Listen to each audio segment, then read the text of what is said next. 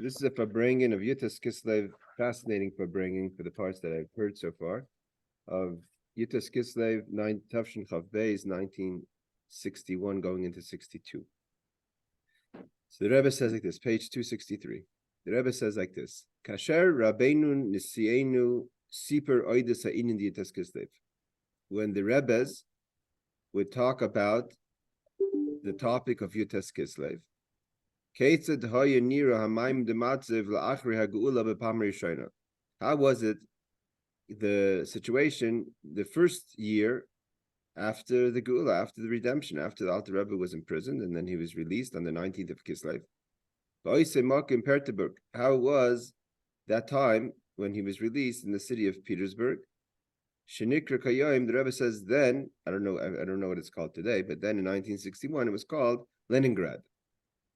Is Hine Bein Prote Inyanim Sipur, the Rebbe Reb Shimon just starting 263. You would know.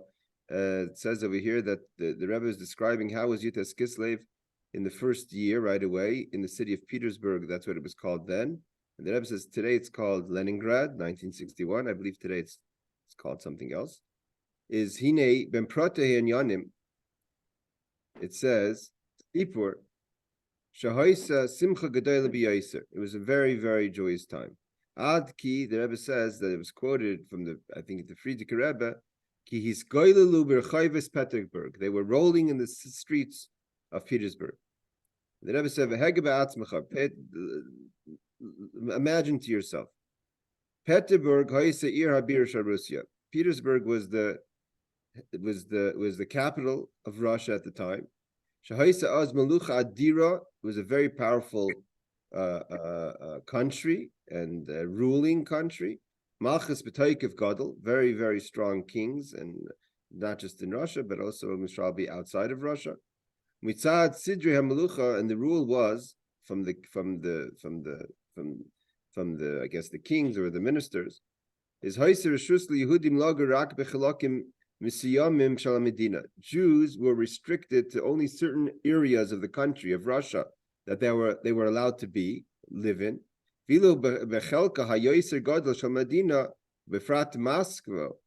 in other places, in more important places, specifically Moscow, and even more so, Petersburg, in the capital of Petersburg, those days in the Tsar's times, the Jews had no permission to live, not in Moscow, not in Petersburg, or any of the other important cities. They couldn't even be there or to live there, unless they had obviously special permission. Nevertheless, the Chassidim learning of the redemption of the Alter Rebbe, he says Simcha Gedoyla was so joyous of a time. They broke all the boundaries, meaning the rules. Right, Jews are not allowed to be in Petersburg. That they were rolling in the streets of Petersburg. Not everyone that was there were those who had special permits. So obviously, there were special permits, and there were individuals that were allowed to live there, because we know that the Alter Rebbe was taken out of prison, and he went to a certain individual's home. But in general, I think there was a chassid also who lived there. That was the chassid he was supposed to be dropped off by. But in general, Jews were not allowed to live in certain cities, or only restricted to certain cities. And even to visit, they were only allowed to be there with a special permit. But when it came to the celebration of Yutas Kislev, they were rolling in the streets of Petersburg, and not necessarily only people that had permits to be there. I guess they got in, so all boundaries are broken. They got in anyways. And those who celebrated the Simcha, like the Alter Rebbe, like the Friedrich Rebbe describes, in rolling in the streets of Petersburg, no one interrupted them. They had no damage, and there was no consequences to them doing something which was probably considered highly illegal, i.e., that a Jew should be in Petersburg without a permit, and specifically rolling in the streets and dancing besimcha for the release of the Rebbe, the Alter Rebbe. So the Rebbe is describing basically that the simcha of Yutas Kislev broke all boundaries, even the rules of an important, powerful country like Russia. The Rebbe says, "Hasimcha lo bitlu." This is Chassidus 101. Hasimcha lo bitla es mitzius shalom lucha. So there's two ways to deal with a problem. One is that you get rid of the obstacle, right? So if you get rid of the king, get rid of, so to say, the power of Russia, so then there's nothing stopping you from dancing. So the Rebbe says, no, that's not what happened. It wasn't that the simcha didn't nullify the rule of the Tsarist Russia at the time. The Russia stayed a country. The Tsar stayed in power. Another 100 years until the fall until the rise of communism. Even on that same day, while they were dancing in the streets of Petersburg, rolling in the streets of Petersburg, before and after they were celebrating, there were rules. So the Rebbe's point is, this is when I say Chassidus 101 is the idea of Chassidus is not to break something, but to change from within. And here, with Russia, with its power, with its rules, with its restrictions, they nevertheless were able to dance in the streets of Petersburg, even though they weren't supposed to. Before and after, there were still important. There was rules. It wasn't like the rules changed. Nevertheless, on the time when they were celebrating, that they were rolling in the streets of Petersburg, not embarrassed, in an open. Means in an open way. They weren't asking anyone permission. What are the rules that they allowed to celebrate as Jews, and I'm sure there were restrictions for even a regular citizen to just roll in the streets of Petersburg. But nevertheless, the Jewish people, the Chassidim, were dancing in the streets of Petersburg, and Petersburg was still Petersburg. And that's what Chassidus is. Chassidus is that within the limitations of the world, you bring godliness. So the Rebbe says, Kashem Misaprim Zaislanu. The Rebbe always takes everything that, even the Friedrich Rebbe tells the stories, not just to give us the history of what happened in the streets of Petersburg in the time of the release of the Alter Rebbe, because to the Rebbe, if anything he heard from his father-in-law was a Torah and was a lesson, and there was a reason why his father-in-law told him this. So the Rebbe says, Kashem Misaprim Zaislanu, when we're told this story, it's not just a general story to tell us what happened in the streets of Petersburg during at the time of the liberation of the Alter Rebbe. This is a lesson of an attitude and a mindset we should have. That this mindset and this lesson is something that we have to integrate into our lives in all situations and forever. From here we see the power of simcha. Hakashura mitzvah, especially when the simcha is not just a simcha, or any simcha, or not a simcha, God forbid, of negative things, but a simcha connected to mitzvah. That simcha sheyesh as a koyach shal Torah, when it's a simcha that's connected to a mitzvah, or it's a simcha connected to the release of a Rebbe who's teaching Chassidus, it's connected, has the power of Torah, sheperetzes kol hagbalas, that breaks all boundaries. Afilu hagbalas shamalucha adira shenimsam b'rishusa, that even a powerful country like Russia at the time, with a powerful czar, with the ministers, with all the restrictions and the rules that stayed in place, it could still break those boundaries, and within those restrictions, you still have simcha. Even though a person may say, what's going on? A bystander may say, hey, chevra, there's rules in Russia. Dina de machusa dina. The Torah tells us we have to keep the rules of the land. And why are the Jews don't dance in Petersburg, go to your shul, go back to Lubavitch or to Lyozhna and then dance there. Why do you have to dance in front of everyone? Why do you have to dance? There's rules. It's not polite. It's not according to the rules. So the Rebbe says, page 264, that according to the laws of Torah, we have to consider what the rules of the state are. And the rule of the state says Jews shouldn't be in Petersburg, especially they shouldn't be rolling in the streets on Yetas Kislev. When is the rules?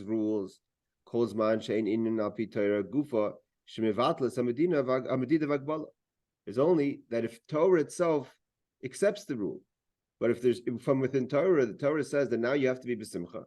So Torah doesn't recognize, in this case, the Rebbe is saying, Torah doesn't recognize the restrictions of what's happening at this moment, and therefore Torah breaks those boundaries, and even within the restrictions of the situation, you're going to be b'simcha.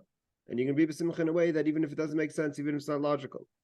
The Rebbe says, l'chol reish, number one, harizeh inin hasimcha shel mitzvah. This is a simcha of a mitzvah, therefore it trumps the dina de machus dina, because it was a mitzvah. A tzaddik, a Rebbe, was released. Based on the Rambam, harizeh yechol liyes b'chol mitzvah ezer shetia. Every mitzvah a person should be b'simcha. When a person contemplates, a Jew contemplates, that right now I am fulfilling a commandment of Hashem, Melech Malchei Amlachim, the King of all kings, Shenasan Sivu Libasar Redami, commands me, a person of flesh and blood, telling me, when you're going to do right now this mitzvah, may seem like a small, trivial mitzvah, maybe lighting candles, putting on tefillin, and giving tzedakah, is when you do that mitzvah, is azai nachas ruach lafani shamarti v'nasr tzayni. You've made me happy. Nachas ruach, you gave me nachas ruach that I told you and you did it. That itself brings tremendous simcha. Every mitzvah, this is what is brought down by Arizal, and this takes it's a mindset, it's an approach. Not chas v'shalom that a mitzvah is a drag, or not chas v'shalom a mitzvah is just mechanical. But every time you do mitzvah, you're giving Hashem nachas. He asked you to do it, and you're doing it. Imagine the simcha that Hashem has, and the simcha you have to give God nachas. And the idea is of this simcha is that, like in every situation for a Jew, is to bring additional. Should bring a person to more strength. In the purpose of our creation. Means, what does the simcha enhance? The simcha is not a isolated moment. The simcha gives me energy, chizuk, and gives me simcha in my day-to-day life, in what I'm supposed to be doing here in this world. Ani nevraisi, I'm here in this world, l'shamash eskani, to serve my master. Ayidei nyani tar mitzvahs, and how do I serve my master? The Eibishter HaKadosh Baruch Hu is through studying of Torah and performing the mitzvahs. Shah simcha shah mitzvah mivatelas es amadidis vagbalas. And therefore, when a person, so the Rebbe says an amazing thing here, by the way. It seems like the Rebbe is just, when you listen to the Fabrengen, it seems like an opening sicha to get into the mindset of Yitas Kislev. But this is a very powerful idea. The Rebbe says, simcha shal mitzvah, it's not so much the mitzvah as much as the simcha shal mitzvah. When a person is misameach, is happy, with all the reasons why you should be happy, that you're doing what Hashem wants, and you're giving nachas to Hashem, and you being who you are, and God is who He is, and you're able to give Him nachas. So simcha shal mitzvah, this simcha is mevatel. It's the simcha that breaks the medidis v'agbalis, the limitations and the boundaries. Shecholim liyas al inyanim al inyan shal Torah mitzvahs, that it could be on Torah mitzvahs. It's the simcha. That's the key. The key to break the boundaries, the limitations, the obstacles that a person may be facing in their life. You have to know it's the simcha. And what's the simcha? The simcha is the simcha shal mitzvah. That when you know that when I'm going to do this mitzvah, by doing this mitzvah, I'm connecting to Hashem. The Rebbe says, when you do it's known, that how things work in the Jewish calendar, that when we come to the time of the year of when something happened, like now we're getting ready to celebrate tomorrow for you guys tomorrow night, Yutas Kislev, it's Choizrim v'Nishanim Kol Hanyanim K'fi Shehayu Pam Rishon. It happens again as if it happened the first time, right? Pesach, we sit and we celebrate as if we're leaving, not as if we're leaving Egypt now. Not that we're celebrating that we left Egypt. We're leaving Egypt now. The thing is happening now. Now comes Yitas Kislev. These are things that are happening now. And what's the Bible? What's this mean to us today? 5,784 in the situation that we're in, and the world is in. Therefore, we find the custom is by people. Excuse me. That when a person has an anniversary or other simcha, a day of the simcha, let's say a day that we had a certain occasion, we celebrate. Here the Rebbe says, why do you celebrate an anniversary?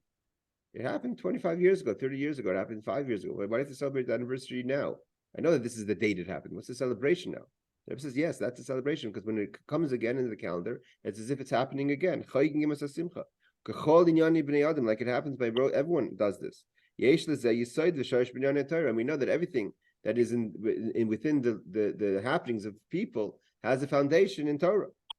So too Torah accepts that when a date of an occasion happens, we celebrate it on the calendar date in the way that it happened the first time.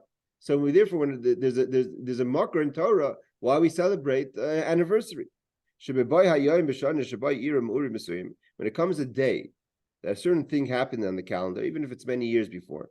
Dugmer, Yom Chamisha Asa Ben Nisan. That was an example, like I said before, the 15th of Nisan, i.e. Pesach. Azai chayzim v'nimshachim oida pam. Aval azai chayzim v'nimshachim oida pam. Aval mechodesh kol hamshachas shayu b'tzias Mitzrayim pam rishayna. We bring, and he adds the word mechodesh. It's as if we're renewing every time the experience of Pesach. So too is when it comes to Yitas Kislev.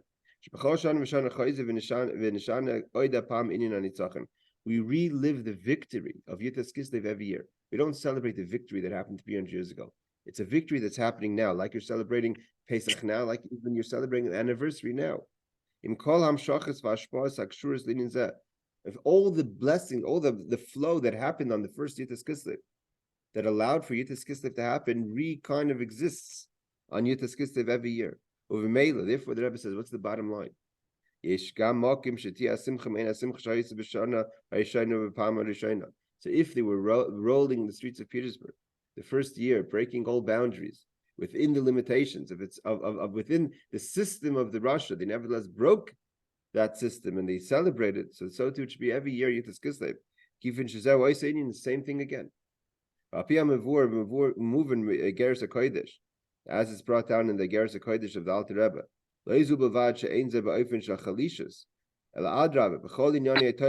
Not only are we not weaker as Yitas Kislev goes on, okay, the first year was exciting, next year less exciting. Now 300 years later, and after what's going on, how exciting could Yitas Kislev be? This is in the contrary. Not only doesn't it get weaker, but like all things of holiness and good, as the calendar date comes again, you have to add. And if the Kodesh here is Simcha, you have to add in the Simcha. And clearly, we don't lower ourselves in Simcha. The Rebbe says so too when we're talking about over here. When we're talking about the Simcha of Yitas Kislev, the Yom Tovim, when it comes to any Yom Tov, and especially what we're talking about now, the Simcha of Yitas Kislev, is B'koicha. Here the Rebbe is saying like this. So just to analyze the Yitas Kislev first time, that in Russia, with all its restrictions, the Jews most of the Jews that were there probably didn't belong there, and they nevertheless they're rolling in the streets of Petersburg as Petersburg was. The Rebbe says, therefore, a person has to know today, 5,784, B'koicha, we have the strength. We could break our own and outside natural limitations. Sometimes we feel a little inhibited, it's not for me to get excited on Yitas Kislev. It's not for me to roll in the streets of Petersburg or Seattle or Yerushalayim. And what should this mean in our actual, not just rolling in the streets of Seattle, Petersburg, or Yerushalayim, but also to accept more on ourselves as far as the performance of Torah mitzvahs. We have to take it starting from today, Yitas Kislev. We know that Yitas Kislev is not just any Yom Tov. It's a Yom Tov that has the name with it, Rosh Hashanah, which means it encompasses the energy of the whole year. It's like the head of all the days that follow, like we say about every Rosh Hashanah or Rosh Chodesh.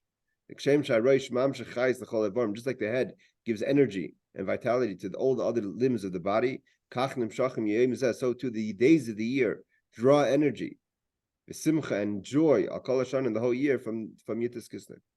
And what does this mean in our lives, in our performance, in our study of Torah and the performance of mitzvahs?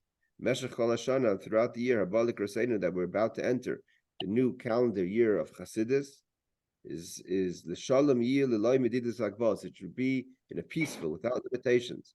That we should add and continue to add light. Okay, this is the next piece, is a part I really want to learn because it's an important. I don't know if we learned this once, but this is an important idea that I was about to say. This is what we just learned now is the first Sicha. Now comes the second Sicha. My father-in-law also tells like this. It says, that same setting. What was the setting? The setting was Shrabi. What year is it? 1933. So 1933 or 32, 33, the Friedrich Rebbe told about Yitas Kislev, and that same Yitas Kislev, he told the following story. He talked about how it would be on Yitas Kislev with the grandson of the Alter Rebbe. Who's the grandson of the Alter Rebbe? Reb Nachum. Reb Nachum was the son of the Mittler Rebbe, who also the brother-in-law and the first cousin of the Tzemach Tzedek. And he was a very holy yid. He didn't become Rebbe. He was a candidate, but he didn't become Rebbe. Is how you misaper b'kol his custom was that he would tell every year. He was alive in the time of the story of Yitas Kislev. He was a grandson of the Alter Rebbe. He would tell every year Hamaisa di Yitas Kislev mitchilas about Seifi. He would tell the entire story every year, the whole story of Yitas Kislev. He would tell it over every single year. There was even an idea to make a Megillah on Yitas Kislev. And he was very, very particular how he said the story. If someone important came, let's say he was saying the story, and someone who was important, not just a regular person, but an important chassid, walked in while he was telling the story, missing the beginning of it, he'd start all over again because he wanted it to be exact. And therefore, if someone important walked in, he'd start the story from the beginning. And how did the previous Rebbe says, how did Reb Nachum tell the story of Yitas Kislev, which he said every year? So this is how he would say the story. This is how he would start the story. That for the 10 years, the Alter Rebbe was a student by his Rebbe, the Magadim Mezrich. 5 years, he was in charge of the Chavraya Kadisha of the Holy Assembly, meaning the students of the Magid. He was the youngest student. He was 18. The Esrim Shana, 20 years, he's asik lifarsim levaru lahasber Tyrus Rabbeinu Magid Baal Shem Tov. For 20 years, he put himself into spreading and explaining the teachings of the Magid, his teacher, and the Baal Shem Tov. And after 20 years of really spreading Chassidus in a big, abundance way, then he was told upon, and then he was arrested. And the Rebbe just says in the footnotes, this is how it worked out. The first 10 years that Alter Rebbe was a student by his Rebbe the Magid is from the years Taf Kuf Chaf Gimel, when the Alter Rebbe was 18 years old, which is 1763, Ad Shnas Taf Kuf Lamed Gimel to 1774. And then the Magid passed away in 1774. And after that, he was 5 years, means from 1773 until 1778, he was the head of the Chavrei Kadisha. Doesn't mean that he was Rebbe, but he was in charge of the group. Ashnas Tafkuf Lamed Ches until 1778. And after that, for another 20 years, he preoccupied himself in Afatzis Taras of Baal Shem Tov, teaching the students the teachings of Baal Shem Tov. Ashnas Tafkuf Nun Ches until 1798. And then he was told upon Shahevi Lemaiser that he was arrested. And when was he arrested? The next year, Shnas Tafkuf Nun Ches, 1799. But there was already background to the Alter Rebbe's arrest, as is known the story of that the pidyonis of the Rebbe sent letters on behalf of himself and Chassidim to the Reb Levi Yitzchak Berditchev, to others to pray for him that he shouldn't fall into the situation which he ended up falling into. So the Rebbe says, this is what my father said. Means that the Reb Nachum would tell the story, and Reb Nachum would start the story saying that the Alter Rebbe, every year he would start the story that the Alter Rebbe was a chassid 10 years by the Magid, 5 years head of the Kadisha, 20 years he spread chassidus, and then he was told upon, and in 1799 he was arrested. So that seemingly, whatever, it's information. The Rebbe is going to use this whole way that Reb Nachum told the story as a lesson in life. The L'chorei movement seemingly doesn't make sense. If one wants to tell the story of the rest of the Alter Rebbe, why is it important? Why did we have to say that the Alter Rebbe was 10 years a student by the Magid? And again, Reb Nachum was very careful how he said the story. So much so that if a person walked in that was important, he started the story all the way from the beginning. So why is it important to start the story of Yitas Kislev saying that the Alter Rebbe was 10 years a chassid by his Rebbe, the Magid? That's not part of the story. And that 5 years he was the head of the Reish Chavraya Kadisha, the head of the Great Assembly. And 20 years he was spreading Chassidus. Why couldn't you just start saying that in the year 1798, certain people went to the Tsar's government, said lies or stories about the Alter Rebbe convinced maybe he was trying to be married to Malchus, he was trying to throw over the government, whatever, all the things they said about the Alter Rebbe, and he was in prison and he was released. Why do we have to have all this background story? Even if you want to say, that the part that Reb Nachman says that for 20 years after he was the head of the Chavriya Kadisha, basically when he became Rebbe, that he spread Chassidus for 20 years. So then you could say that's part of the story. Why? Because why did these people feel the need to tell an Alter Rebbe? Because he was spreading Chassidus. So that's the reason of why he went and he was arrested. So that in the 20 years that he started to spread Chassidus is why he was arrested, because that was the actions that he was doing that irritated people. Adain ain't moving, but still that we don't understand that Kisher. Why do we have to say about the 5 years he was the head of the Great Assembly? Even more so, that 10 years he was a student by the Maggid. The Rebbe says, we can explain this. It says, the verse says, Yedei Hashem Yemei Tamimim, that God finds for the righteous that they should have complete days. There's no, a righteous person's life is complete. Just like a tzaddik is complete, so too their days are complete. We learn this by Chai Sarah, that Chai Sarah lived 127 years. Right away, the Gemara, the Rashi brings down, that's very exact. 127 years meant to, because she lived a full life. So a tzaddik lives a full life, like Sarah. Shekul and Shavim L'Tayva, they're all important, all good. Appears to Shnei Seim Tamim, what does it mean that their life is complete?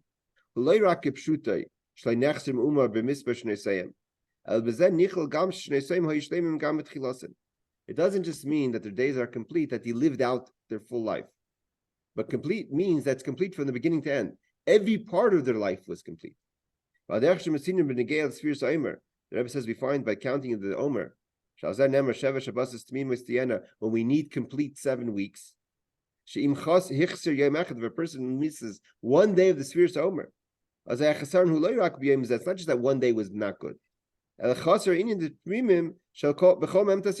You have not counted a complete 49 days. 49 days they're dependent on each other.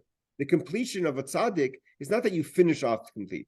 That every part of your life, every day is a part of a component, has completeness to it. Appears to when it comes to a tzaddik, like Sarah, the Alter Rebbe, tzaddikim, that their days are complete. When you're counting a group of days, if you're counting the whole life or a group of a time of life of a tzaddik, every part of that day is, every part of what you're counting is a part of the end result. What's this mean to us in the story the question that we're asking? I think it's an important idea that I was saying here. What was the mission of the Alter Rebbe in this world? Was to spread the teachings of Chassidus in the world, like it says in the Sicho. His life was complete. He lived a complete life for what his mission was, to spread Chassidus.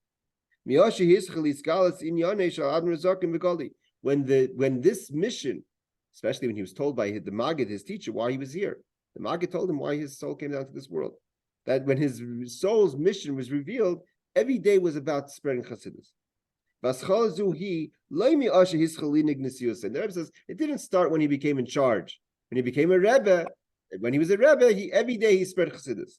Not only, it doesn't start when he was born.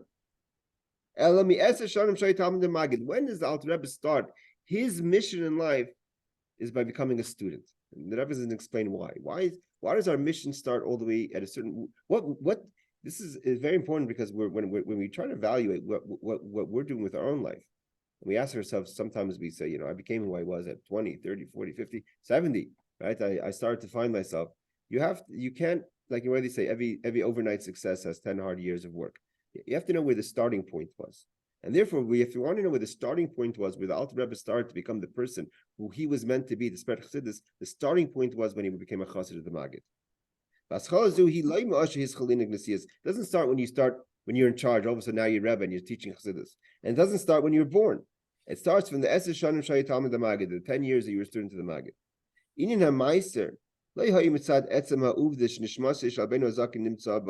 want to tell the story of why the Alter Rebbe was arrested? It's not because he existed.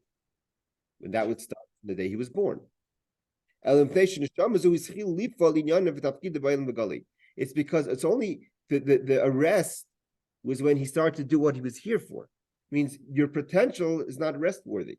The fact that you exist is not arrest worthy. Even if you have God has an important mission for you, it's when you start that mission. If you want to count when the Alter Rebbe was born, in his soul started to function. That's a preparation for him to do what he's going to do later in his life. When the time comes, that he has to reveal the potential of his soul. As long as it still was concealed, he hasn't yet started to become the Alter Rebbe. There's nothing to for the people, and especially the voices in heaven, to have issue with. That he's a special person potentially, that his soul is special. That doesn't bother anyone. It bothers when your soul starts to become revealed. And the Rebbes teaches an amazing thing: that revelation of who you are is not when you feel your best. It's at the beginning steps of even the doubt you have in the beginning of your journey.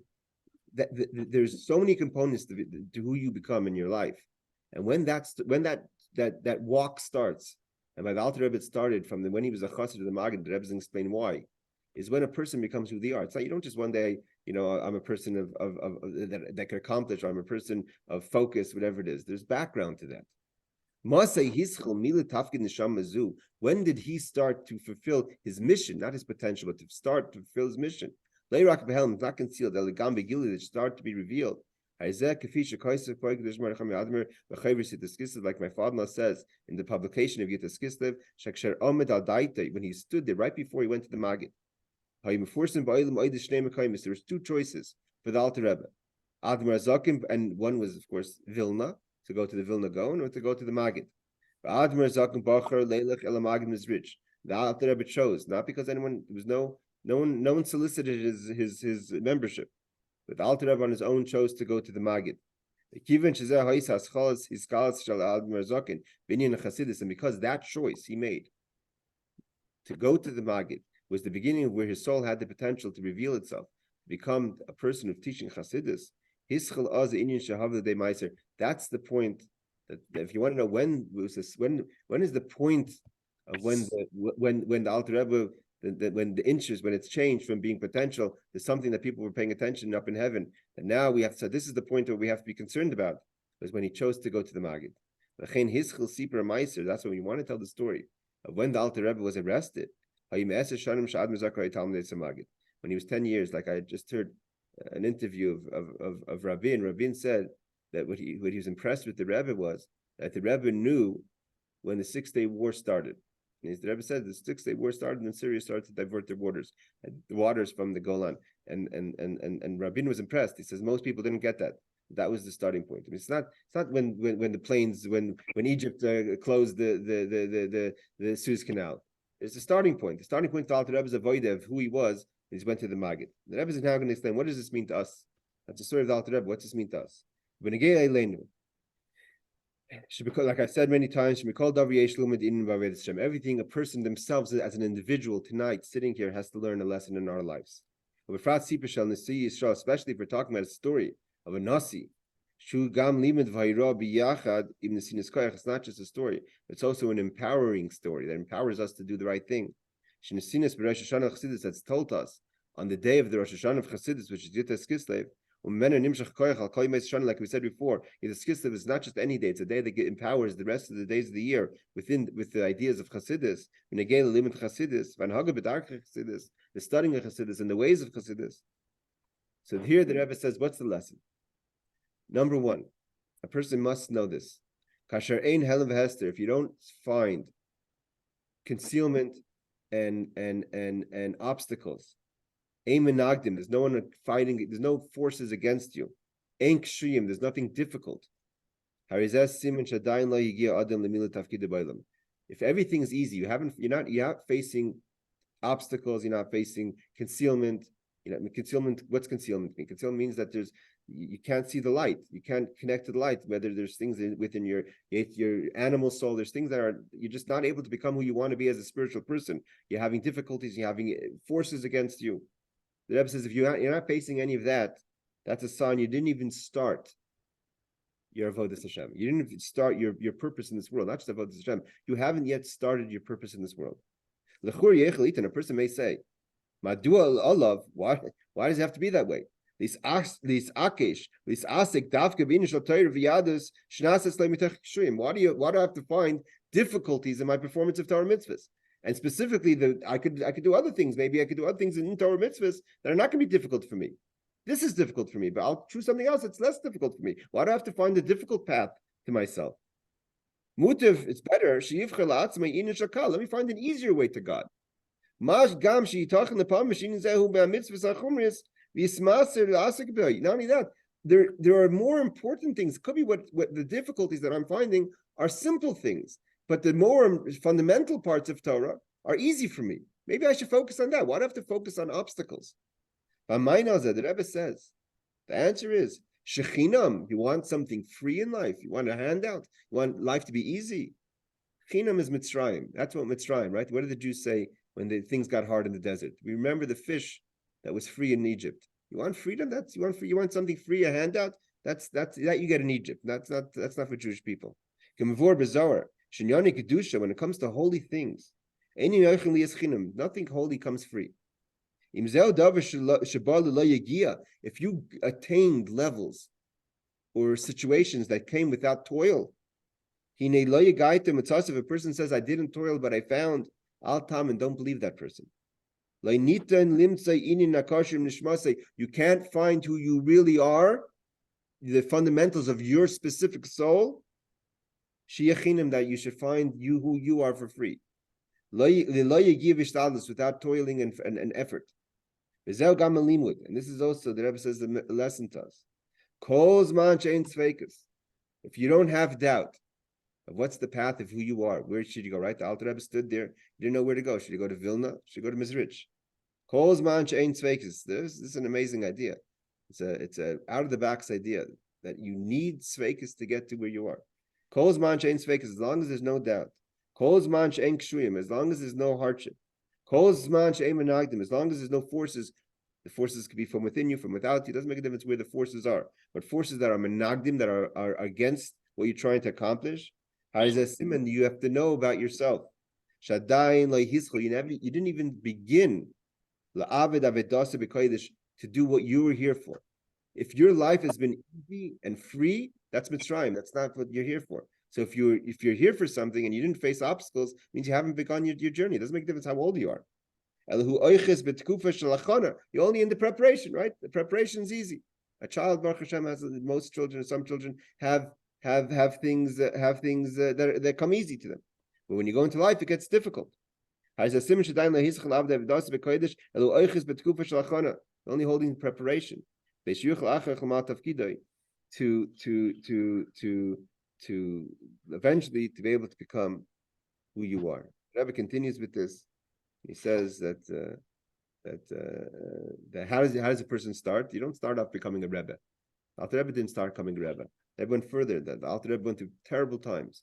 Poverty, he didn't have anything. He says the Alter Rebbe had one shirt, and he would have to wash the shirt while he was in the mikveh, and then stay in the mikveh until it dried, because he only had one shirt. Imagine, the Alter Rebbe had one shirt when he was a student, so he had to stay in the mikveh while he could wash the shirt in the river, and then I guess he'd throw it on the rock to dry. And he had other difficulties and other challenges. But I think the lesson's amazing. The Rebbe says it's not just that you don't have difficulties, you don't have sveikas. If you're not doubting your purpose, your mission, and what you're supposed to be, and you have everything's clear. My life is paved out for me. Everything's clear. Baruch Hashem, I'm going to retire at 65. I'm going to go here, and everything's worked out for you. You haven't even begun to live. The Rebbe says you haven't even begun to become of why you're here in this world. So the question is, how many years are you going to invest in your preparation? Don't invest 80 years in your preparation and try to become a person at 85. All right, Chevra, I want to wish you guys all good Shabbos, good Yom Tov.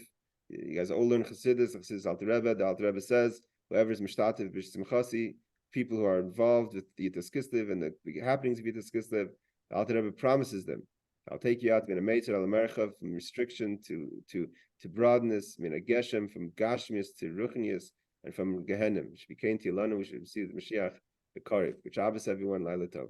Good Yom Tov. Thank you. Thank you.